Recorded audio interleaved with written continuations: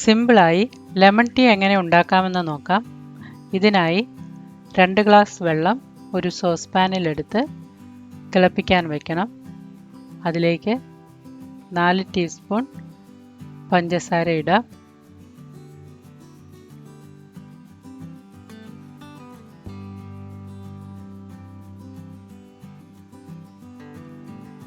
ഈ വെള്ളം തിളയ്ക്കുമ്പോൾ നമുക്ക് ഓഫ് ചെയ്യാം.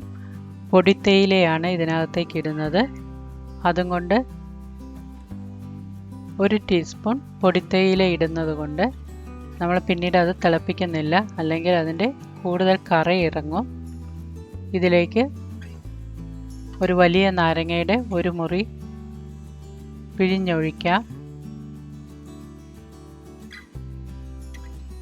എന്നിട്ട് പുളി ആവശ്യത്തിനായെങ്കിൽ